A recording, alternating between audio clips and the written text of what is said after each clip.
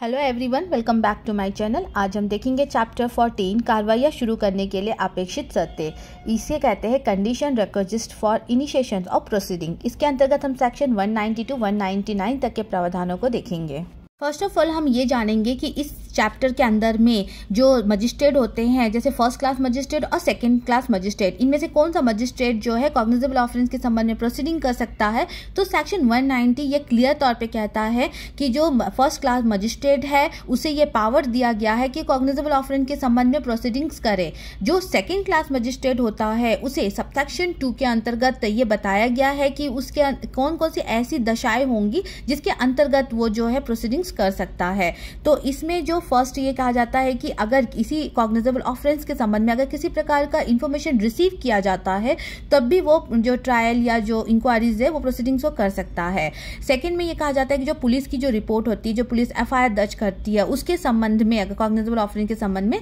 तब भी जो इंक्वायरी या ट्रायल किया जा सकता है। साथ ही जो पुलिस अधिकारी होते हैं वो किसी दूसरे व्यक्ति के थ्रू से अगर कोई इन्फॉर्मेशन वो रिसीव करते हैं ऑफेंस के संबंध में, या फिर उन्हें स्वयं ही कोई जानकारी प्राप्त होती है कॉग्निजेबल ऑफेंस के संबंध में, तब भी वो जो इंक्वायरी या ट्रायल कर सकते हैं। साथ ही जो सबसेक्शन 2 इसके अंदर क्या बोलता है, जो चीफ जुडिशियल मजिस्ट्रेट होता है वो जो सेकंड क्लास मजिस्ट्रेट को ऐसे कॉग्निजेबल ऑफेंस की इंक्वायरी या ट्रायल करने के लिए ऑथराइज कर सकता है अगर उसके अंदर में यह क्षमता है कि इस कॉग्निजेबल ऑफेंस का वो इंक्वायरी या ट्रायल कर सके। तो सेक्शन 1 के अधीन उसे इस पावर से सशक्त किया जाता है। नेक्स्ट हम देखेंगे सेक्शन 191 अभियुक्त के आवेदन पर आंतरण। यहाँ पर जो कानून होता है वो किसी पर भी जोर जबरदस्ती नहीं करता है, चाहे वो एक्यूज्ड पर्सन ही क्यों ना हो। यहाँ पर एक्यूज्ड पर्सन को पूरी फ्रीडम दी जाती है कि भाई ये मजिस्ट्रेट तुम्हारे संबंध में कार्रवाई करना चाह रहा है, अगर आप नहीं चाहते हो कि ये मजिस्ट्रेट करे तो आप इसके संबंध में जो भी आपकी रिक्वेस्ट है वो आप दे सकते हो और जो दूसरा मजिस्ट्रेट होगा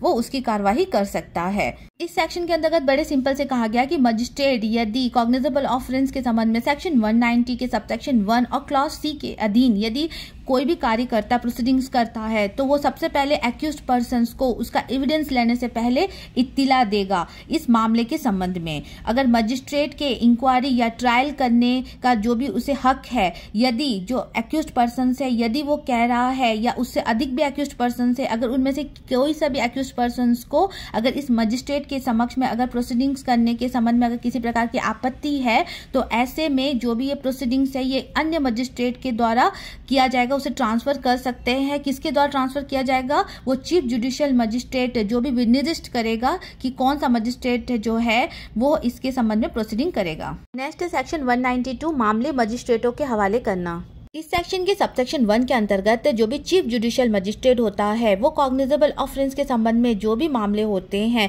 वो उसके इंक्वायरी या ट्रायल के लिए वो अपने अधीनस्थ किसी भी मजिस्ट्रेट को इस संबंध के मामले में उसे हवाले कर सकता है। इसके सबसेक्शन 2 के अंतर्गत क्या कह रहा है, जो भी फर्स्ट क्लास मजिस्ट्रेट जो एम्पावर्ड हुआ है चीफ जुडिशियल मजिस्ट्रेट के द्वारा प्रोसीडिंग्स के लिए, तो वो सबसे पहले उस पूरे कार्यवाही की प्रोसीडिंग्स करेगा, इंक्वायरी या ट्रायल करेगा। उसके बाद जो भी ऑर्डर्स चीफ जुडिशियल मजिस्ट्रेट के द्वारा जर्नल या फिर स्पेशल ऑर्डर्स दिया जाता है कि नहीं अब इस प्रोसीडिंग्स को सेकेंड क्लास मजिस्ट्रेट को देना है, उस ऑर्डर के बाद वो उसे ट्रायल या इंक्वायरी के लिए सेकेंड क्लास मजिस्ट्रेट के हवाले करेगा। नेक्स्ट हम देखेंगे सेक्शन 193 अपराधों का सेशन न्यायालय द्वारा संज्ञान। इस सेक्शन के अंतर्गत ये कहा गया है कि जो भी सेशन कोर्ट होती है वो जो भी ट्रायल या इंक्वायरी होता है कॉग्निजेबल ऑफेंस के संबंध में वो तब तक नहीं करेगी जब तक कि जो भी फर्स्ट क्लास मजिस्ट्रेट है जिसके सुपुर्द ये मामला है पहले से, वो जब तक कि इस मामले को ट्रांसफर्स नहीं कर देती है सेशन कोर्ट के लिए, तब तक सेशन कोर्ट जो होती है वो ऐसी कोई भी अधिकारिता नहीं लेगी इस प्रकार के कॉग्निजेबल ऑफेंस के इंक्वायरी या ट्रायल के प्रोसीडिंग्स के लिए। नेक्स्ट हम देखेंगे सेक्शन 194 अपर और सहायक सेशन न्यायाधीशों मतलब एडिशनल और असिस्टेंट सेशन जजेस के हवाले किए गए मामलों पर उनके द्वारा विचारण।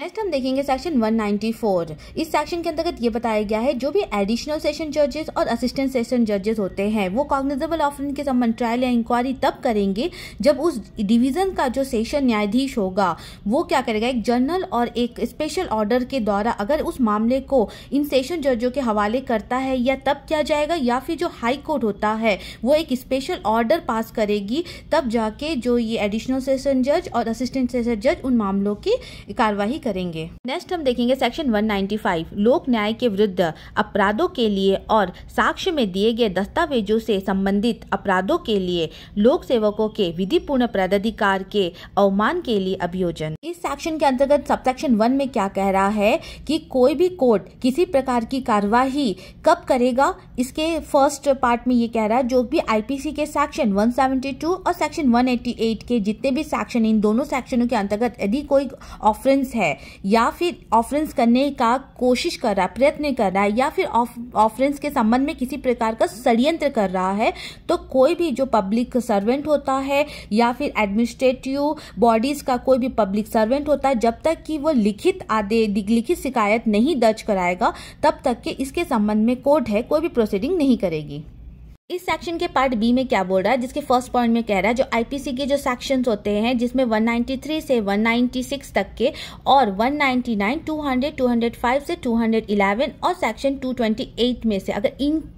सेक्शनों के संबंध में अगर किसी अपराध के संबंध में यदि कोर्ट में प्रोसीडिंग्स चल रही है, और इसके सेकंड पॉइंट में क्या बोल रहा है कि जो सेक्शन 463 या सेक्शन 471, 475 या 476 के अधीन यदि किसी प्रकार के अपराध के संबंध में यदि कोई भी डॉक्यूमेंट यदि कोर्ट में एविडेंस के रूप में यदि प्रस्तुत किया गया उसके बारे में, और साथ ही इसके थर्ड पॉइंट में ये कह रहा है जो सब क्लॉज 1 और सब क्लॉज 2 में अगर किसी प्रकार के ऑफेंस के संबंध में यदि षड्यंत्र या उसके संबंध में किसी प्रकार का प्रयत्न किया जा रहा है या फिर किसी प्रकार का ऑफेंस हो सकता है तो उसके संबंध में, तो इस प्रकार के जितने भी ऑफेंस होंगे इसकी जब तक कि लिखित शिकायत दर्ज नहीं कराएगी तब तक के कोई भी प्रकार के कोर्ट जो है इसे एक्सेप्ट नहीं करेगा।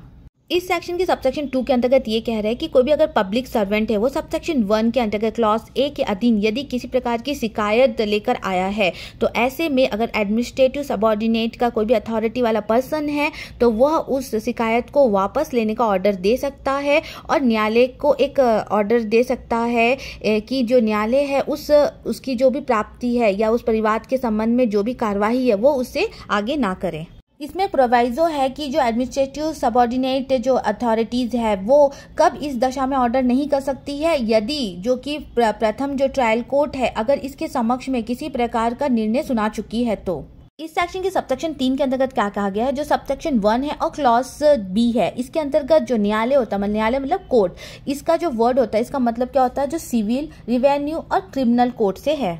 इसके अंतर्गत क्या कहा गया है कि जो भी सेंट्रल्स होते हैं या फिर ट्रिब्यूनल्स कॉन्स्टिट्यूटेड्स होते हैं या प्रोविजनल्स और स्टेट एक्ट होते हैं, इन सभी को इस सेक्शन के अधीन में इन कार्यों के लिए मतलब जो भी प्रोसीडिंग चल रही है इसके लिए स्पेशली जो है कोर्ट घोषित किया गया है। इस सेक्शन के सबसेक्शन 4 क्लॉज बी और सबसेक्शन 1 के अंतर्गत जो भी सबऑर्डिनेट कोर्ट जो ऊपर के सेक्शंस में बताया गया है, अगर उन सबऑर्डिनेट कोर्ट के द्वारा अगर किसी प्रकार की डिक्री या फिर कोई सेंटेंस पास किया गया है, यदि उसके संबंध में अपील किया जाता है, अगर उसमें किसी भी प्रकार की सिविल डिग्रियों के संबंध में अपील नहीं है तो यह समझा जाएगा कि प्रिंसिपल कोर्ट को ही माना जाएगा। इसका मतलब है जिसकी स्थानीय अधिकारिता के अंदर ऐसा सिविल न्यायालय स्थित है। इस सेक्शन के अंदर कौन सी कोर्ट किसकी सबऑर्डिनेट है इसको समझाया गया है। इसके अंतर्गत भी 2 कंडीशन है, जैसे प्रोवाइडेड दैट इसमें जहां अपील एक से अधिक न्यायालय में होती है वहां अवर अधिकारिता वाला जो अपीलीय न्यायालय, इसका मतलब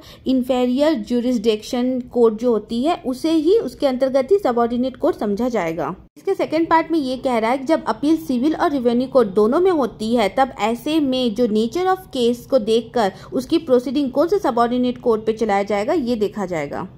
नेक्स्ट बोल रहा है सेक्शन 195A धमकी देने आदि की दशा में साक्षियों के लिए प्रक्रिया। इस सेक्शन के अंतर्गत जो भी विटनेस या फिर कोई भी अदर व्यक्ति आईपीसी के सेक्शन 195A के अधीन क्राइम के संबंध में किसी भी प्रकार का परिवाद मतलब शिकायत फाइल कर सकेगा। नेक्स्ट हम देखेंगे सेक्शन 196 राज्य के विरुद्ध अपराधों के लिए और ऐसे अपराध करने के लिए आपराधिक षड्यंत्र के लिए अभियोजन। इस सेक्शन के सबसेक्शन 1 के अंतर्गत देखेंगे कि जो कोर्ट है उसमें जो प्रोसीडिंग चलती है, अगर कोई भी ऐसा अपराध है जो राज्य के विरुद्ध है या उसके विरुद्ध में किसी भी प्रकार का षड्यंत्र किया गया है तो वो कौन कौन से, जैसे इसके फर्स्ट में कहा गया आईपीसी के जो चैप्टर 6 के अधीन में यदि सेक्शन 153A और सेक्शन 295A या सेक्शन 505 या सबसेक्शन 1 के अधीन यदि कोई अपराध होता है, इसके बी में कहा गया ऐसा कोई अपराध अगर जो कि षड्यंत्र के संबंध में हो या फिर आईपीसी के सेक्शन 108A के संबंध में यदि किसी प्रकार का एबिटमेंट या दुष्प्रेरण का कोई अपराध है तो ऐसे अपराधों की जो भी प्रोसीडिंग होगी यह केंद्र सरकार मतलब सेंट्रल गवर्नमेंट और स्टेट गवर्नमेंट के पूर्व मंजूरी से ही करेगा, अन्यथा नहीं करेगा। नेक्स्ट इसी सेक्शन के 1A के अंतर्गत जो कोर्ट होती है वो कुछ और भी मामले होते हैं, आपराधिक मामले जिसके अंतर्गत प्रोसीडिंग्स करती है, जैसे कि आईपीसी के सेक्शन 153B या सेक्शन 1505 या सबसेक्शन 2 या सबसेक्शन 3 के अधीन अगर कोई अपराध है तो, साथ ही ऐसे अपराधों के संबंध में अगर किसी प्रकार का षड्यंत्र होता है तो इसके लिए भी जो सेंट्रल गवर्नमेंट और स्टेट गवर्नमेंट और इसके साथ एक और एडिशनल है डिस्ट्रिक्ट मजिस्ट्रेट, इन सबकी पूर्व मंजूरी होना आवश्यक है, अन्यथा नहीं कर सकते हैं। सेक्शन 196 का सबसेक्शन 2 इसके अंतर्गत जो कोई भी कोर्ट होता है जो आईपीसी के सेक्शन 120B के अधीन यदि किसी प्रकार का कॉग्निजेबल ऑफेंस है जो कि क्रिमिनल कॉन्स्पिरेसी के संबंध में है, जिसके संबंध में किसी प्रकार का मृत्यु या आजीवन कारावास या 2 वर्ष का या उससे अधिक की अवधि का कारावास के संबंध में यदि क्रिमिनल कॉन्स्पिरेसी के संबंध में अगर किसी प्रकार का अपराध है तो कोर्ट जो है इसे कब तक एक्सेप्ट नहीं करेगी, जब तक कि स्टेट गवर्नमेंट और डिस्ट्रिक्ट मजिस्ट्रेट ने इसके संबंध में प्रोसीडिंग शुरू करने के लिए जब तक रिटर्न स्टेटमेंट रिटर्न सहमति नहीं दे देगा तब तक उसकी प्रोसीडिंग शुरू नहीं की जा सकती है। इसके अंतर्गत प्रोवाइजो में क्या कहा गया है, अगर जो भी क्रिमिनल कॉन्स्पिरेसी है यदि सेक्शन 195 के अनुबंध के में लागू होते हैं तो ऐसे में उस रिटर्न स्टेटमेंट उस रिटर्न सहमति की भी आवश्यकता नहीं होगी। सेक्शन 196 का सबसेक्शन 3 इसके अंतर्गत जो भी सेंट्रल गवर्नमेंट और स्टेट गवर्नमेंट और डिस्ट्रिक्ट मजिस्ट्रेट होते हैं ये अपने किसी भी प्रकार की सहमति देने से पूर्व वो पहले उस केस के संबंध में जो इन्वेस्टिगेशंस होते हैं ये पुलिस अधिकारी से कराते हैं, जो पुलिस अधिकारी not below the rank of inspector होता है, और उस पुलिस अधिकारी को सेक्शन 155 के सबसेक्शन 3 के अधीन वो सारी शक्तियां प्राप्त होती है। नेक्स्ट हम देखेंगे सेक्शन 197 न्यायाधीशों और लोक सेवकों का अभियोजन। इस सेक्शन के सबसेक्शन 1 के अंतर्गत हम लोक सेवक मतलब पब्लिक सर्वेंट के संबंध में प्रोसीडिंग्स के बारे में जानेंगे। इसके सबसेक्शन 1 के अंतर्गत कह रहा है जब किसी व्यक्ति पर जो जज हो सकता है, मजिस्ट्रेट हो सकता है या पब्लिक सर्वेंट हो सकता है जिसे कि गवर्नमेंट के मंजूरी से ही उसके पद से हटाया जा सकता, अन्यथा उसे पद से नहीं हटाया जा सकता। जब ऐसे अपराध के संबंध में कोई प्रोसीडिंग्स होती है और जिसमें ये कहा जाता है कि ये उसके द्वारा उन व्यक्तियों के द्वारा तब किया गया था जब वो अपने पद पर कार्यरत थे और उन्होंने अपनी शक्तियों का गलत उपयोग किया था, तब ऐसे में जो भी न्यायालय होगा, कोर्ट होगा, इस अपराध की जो भी कॉग्निजेबल ऑफेंस होंगे इसके संबंध में वो प्रोसीडिंग तभी स्टार्ट करेगा जब उसे गवर्नमेंट से मंजूरी मिल गई होगी, मतलब उसे मंजूरी लेना आवश्यक है। इस सेक्शन के क्लॉज ए में क्या कह रहा है कि ऐसी दशा व्यक्ति की ऐसी दशा है जब वो संघ के कार्यकलाप के संबंध में जो कि केंद्र सरकार की है, अगर उस समय यदि उसके द्वारा कोई भी अपराध हो जाता है तो भी जो भी अपराध होगा उसके लिए भी कोर्ट को गवर्नमेंट की मंजूरी लेना आवश्यक है। इस प्रकार के जो भी व्यक्ति होते हैं, जो भी एम्प्लॉय होते हैं, ये मोस्टली टेम्परेरी तौर पर नियुक्त किए जाते हैं केंद्र सरकार के द्वारा। इसके बी क्लॉज में क्या कहता है कि व्यक्ति की ऐसी दशा जब वो राज्य के कार्यकलाप मतलब राज्य के कार्य के संबंध में जब वो वर्क कर रहा है उस समय अगर उससे कोई अपराध घटित हो जाता है तब भी जो कोर्ट होती है अपनी प्रोसीडिंग तभी कर सकेगा जब वो गवर्नमेंट से इसकी परमिशन ले लेगा, अन्यथा नहीं कर सकेगा। नेक्स्ट यहाँ प्रोवाइजो में ये कह रहा है कि अपराध जो है अगर पार्ट बी में निर्दिष्ट किसी ऐसे व्यक्ति के द्वारा उस अवधि के दौरान किया गया है जब वो राज्य के संविधान के अनुच्छेद 356 के खंड 1 के अधीन जारी की गई उद्घोषणा प्रवृत्त थी, तो वहां पर जो खंड ख है इस प्रकार लागू होगा मानो वहां पर राज्य सरकार के पद के स्थान पर केंद्र सरकार का पद रख दिया गया। इसका मतलब उस स्थिति में वहां पर सेंट्रल गवर्नमेंट की मंजूरी आवश्यक होगी। सेक्शन 197 का सबसेक्शन 2 क्या बोल रहा है, कोई भी कोर्ट जितने भी आर्म फोर्स होते हैं, सशस्त्र बल होते हैं, जल थल वायु के जितने भी सेनाएं होते, अगर इनके द्वारा कोई भी ऑफेंस तब हो जाता है जब वो अपने पद पर कार्यरत होते हैं, तब इसके द्वारा किया गया कोई भी प्रोसीडिंग्स होता है तब तक नहीं चलाया जाएगा जब तक कि सेंट्रल गवर्नमेंट उसकी मंजूरी नहीं दे देता है। सेक्शन 197 का सबसेक्शन 3 क्या कह रहा है? अगर राज्य सरकार के निर्देश पर यदि सशस्त्र बल मतलब आर्म फोर्स को यदि लोक व्यवस्था बनाए रखने का कोई कार्यभार सौंपा गया है और उस कार्यभार सौंपे जाने पर अगर उनके द्वारा किसी प्रकार का अपराध घटित हो जाता है तो उनके संबंध में जो भी केस चलाया जाएगा वो राज्य सरकार की परमिशन के द्वारा ही चलाया जाएगा। उस समय केंद्र सरकार की परमिशन की आवश्यकता नहीं है। यहाँ पर नेक्स्ट सबसेक्शन 3 का एक ये कह रहा है कि यदि सशस्त्र बल के सैनिकों को राज्य सरकार के द्वारा लोक व्यवस्था बनाए रखने का अगर कार्यभार सौंपा गया है, यदि उस समय राज्य में संविधान के अनुच्छेद 356 से ए खंड 1 के अधीन यदि उद्घोषणा प्रवृत्ति के दौरान में मतलब प्रेसिडेंट्स रूल्स अगर उस समय चल रहा है तो ऐसे में अगर उनके पद पर अगर वो कार्य करते हुए किसी प्रकार का अगर अपराध घटित हो जाता है तो उनके संबंध में जो भी कार्यवाही या जो भी प्रोसीडिंग होगा वो केंद्र सरकार की मंजूरी से ही होगा, अन्यथा नहीं होगा।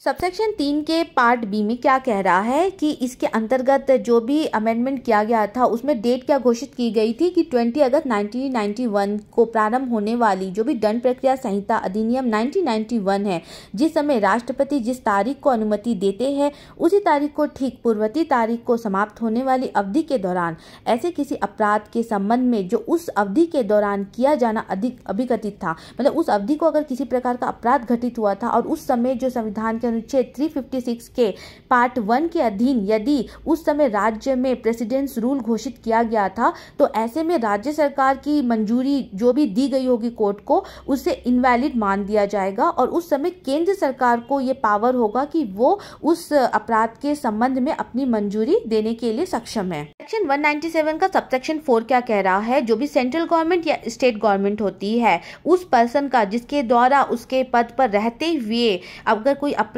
घटित होता है जो कि पब्लिक सर्वेंट मतलब कोई जज मजिस्ट्रेट या लोक सेवक के संबंध में यदि कोई प्रोसीडिंग किया जाना है तो ये प्रोसीडिंग्स कौन से कोर्ट में चलाई जा सकती है, इसके संबंध में इस सेक्शन के अंतर्गत बताया गया है। नेक्स्ट सेक्शन 198 विवाह के विरुद्ध अपराधों के लिए अभियोजन। सेक्शन के सबसेक्शन 1 के अंतर्गत कह रहा है जो कोर्ट है वो आईपीसी के सेक्शन चैप्टर 20 के अधीन में वो जो अपराध के संबंध में प्रोसीडिंग तभी चलाएगा जब उसके संबंध में किसी प्रकार की शिकायत दर्ज कराई जाएगी। यहाँ प्रोवाइडेड एट में क्या कहा गया है कि ऐसा व्यक्ति जो कि 18 वर्ष से कम आयु का है या पागल है या फिर उसका अंग खराब है या कोई स्त्री है जो कि सामाजिक रूढ़ियों और रीति रिवाजों के कारण सामने आने में विवश है या उसकी ओर से कोई भी अन्य व्यक्ति कोर्ट से इजाजत लेके वो शिकायत दर्ज कर सकता है।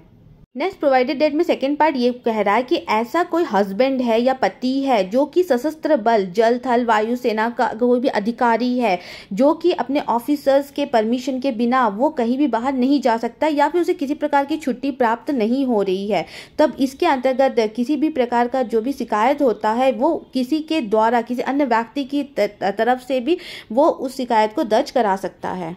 थर्ड पार्ट में ये कह रहा है जो आईपीसी के सेक्शन 494 और 495 के अधीन जो भी अपराध होता है जिसके अंतर्गत जो भी पत्नी है अगर वो शिकायत दर्ज नहीं करा पा रही है तो उसकी ओर से उसके पिता माता भाई बहन पुत्र या पुत्री या उसके माता पिता के जो भी रिश्तेदार होंगे कोई भी अन्य व्यक्ति होंगे वो इस तरीके के जो परिवार शिकायत होते हैं ये न्यायालय से परमिशन लेके दर्ज करा सकते हैं।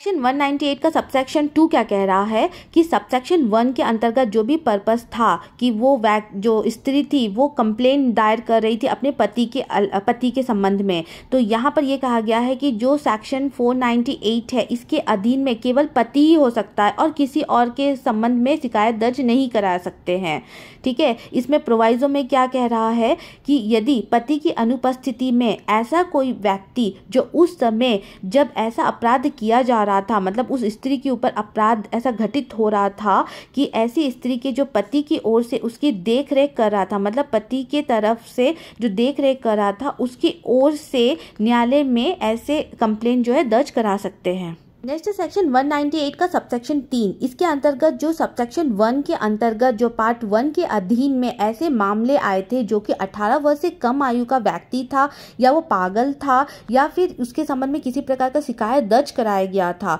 तो सबसे पहले अगर वो अवस्थ या पागल था तो उसे ये घोषित करने से पहले ये देखेंगे कि उसका कोई संरक्षक था कि नहीं, मतलब उसका कोई परिजन है कि नहीं। अगर उसका कोई परिजन है तो उसे जो कोर्ट है वो क्या करेगी, एक सूचना भेजेगी कि कि आप कोर्ट में आइए और उसके संबंध में पर्याप्त दस्तावेज और अपनी बात को रखिए और प्रोसीडिंग्स को कोर्ट जो है वो दोनों पक्षों को ध्यान में रखते हुए सुनने के बाद ही वो उचित जो निर्णय होगी इसके संबंध में लेगी। सेक्शन 198 का सबसेक्शन 4 के अंतर्गत क्या कहा गया? जो सबसेक्शन 1 के अंतर्गत जो पार्ट बी है, इसके अंतर्गत सशस्त्र बल का जो अधिकारी था जो कि ये शिकायत दर्ज करा रहा था कि उसे जो है वो छुट्टी नहीं मिल रही है, वो शिकायत दर्ज करने के लिए नहीं जा सकता है, तो इसके संबंध में उसे एक लिखित कंप्लेन देना होगा जिसमें उसके हस्ताक्षर होंगे और उसके संबंधित जो बॉस है उनके हस्ताक्षर होंगे और उसमें वो समस्त जानकारी देगा कि क्यों उसे छुट्टी नहीं दिया जा रहा था और क्यों उसके तरफ से कोई अन्य व्यक्ति उसके संबंध में शिकायत दर्ज करा रहा है। सेक्शन 198 का सबसेक्शन 5, इसके अंतर्गत किसी दस्तावेज के बारे में उसे तब तक कि उस दस्तावेज को साक्ष्य के रूप में ग्रहण किया जाएगा जब तक कि उस दस्तावेज के संबंध में किसी प्रकार का दूसरा दस्तावेज कोर्ट में पेश नहीं किया जाता है कि वो जो दस्तावेज पहले था वो असली नहीं है, ये असली है, तब तक कि जो करंट में जो दस्तावेज कोर्ट के समक्ष है उसे ही साक्ष्य के रूप में ग्रहण किया जाएगा।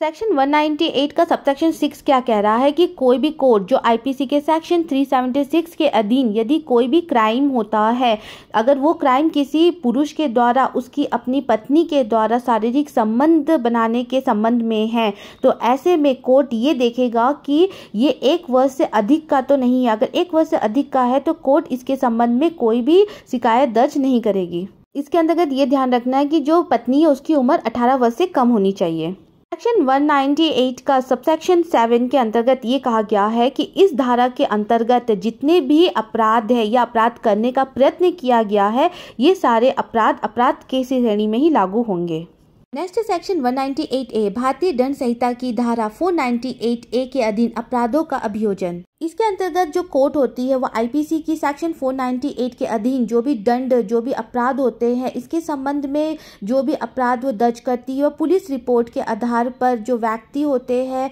जो उसके परिजन होते हैं, भाई बहन या पिता माता पिता या उनके कोई भी रिश्ता जिनका उनके साथ ब्लड रिलेशन होता है, उन व्यक्तियों के न्यायालय के द्वारा लिए गए इजाजत के द्वारा जो भी शिकायत दर्ज की जाती है उसी के द्वारा ही होगी, अन्यथा नहीं होगी। नेक्स्ट सेक्शन 198B, अपराध का संज्ञा। कोई भी न्यायालय जो है, कोर्ट है, वो आईपीसी की सेक्शन 376B के अधीन जो भी अपराध होते हैं जहां व्यक्तियों में वैवाहिक संबंध है और यदि तथ्य मौजूद है जिसमें कि पत्नी द्वारा पति के विरुद्ध में कोई भी शिकायत फाइल की जाती है या किया जाना है, तो जो भी अपराध घटित होता है वहां पर वो क्या होगा, प्रथम दृष्टया समाधान होने के सिवाय संज्ञा नहीं करेगा। नेक्स्ट सेक्शन 199, मानहानि के लिए अभियोजन। सेक्शन 199 का सबसेक्शन 1 बोल रहा है कि जो कोर्ट है वह आईपीसी के चैप्टर 21 के अधीन कोई भी अपराध की संज्ञा ऐसे अपराध के किसी व्यक्ति के द्वारा किए गए शिकायत पर ही करेगा, नहीं तो नहीं करेगा।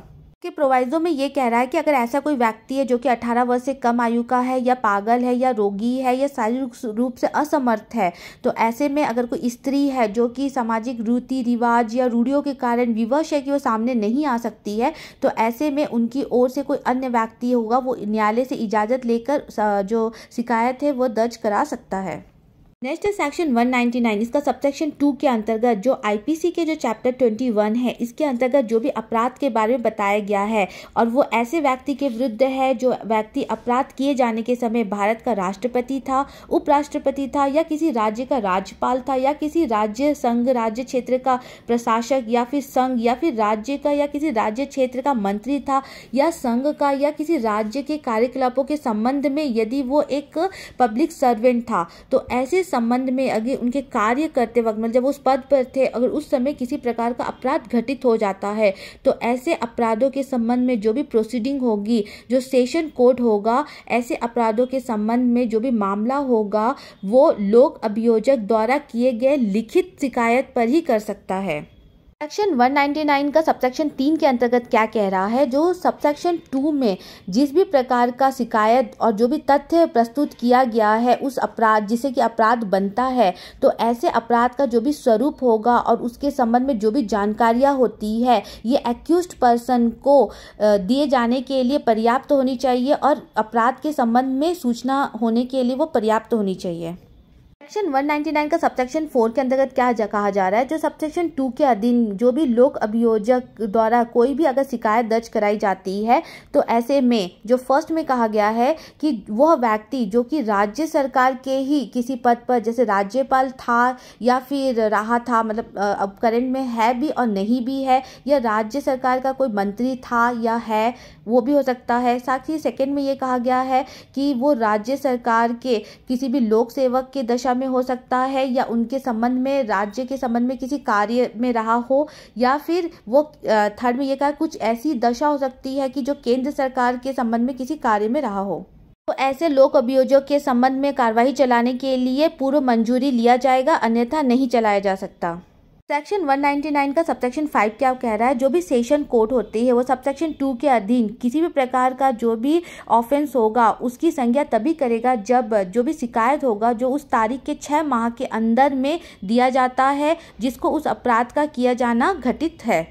सेक्शन 199 का सबसेक्शन 6 क्या कह रहा है, इस सेक्शन के अंतर्गत ऐसा कुछ भी नहीं कहा गया है कि वो व्यक्ति जो है अपराध के संबंध में स्वयं भी आकर जो है परिवाद कर सकता है, शिकायत दर्ज करा सकता है। ये जरूरी नहीं है कि मजिस्ट्रेट को ही उसके संबंध में शिकायत दर्ज कराना है या कोई अन्य व्यक्ति, वो स्वयं भी आकर अपना शिकायत दर्ज करा सकता है। इसके साथ ही हमारा ये चैप्टर यही समाप्त होता है। आई होप कि आपको वीडियो पसंद आया होगा। अगर आपने मेरे चैनल को लाइक, शेयर और सब्सक्राइब नहीं किया है तो प्लीज़ लाइक, शेयर और सब्सक्राइब कर दीजिए ताकि मैं आपके लिए और भी इंपॉर्टेंट वीडियोस बनाती रहूं। Thank you.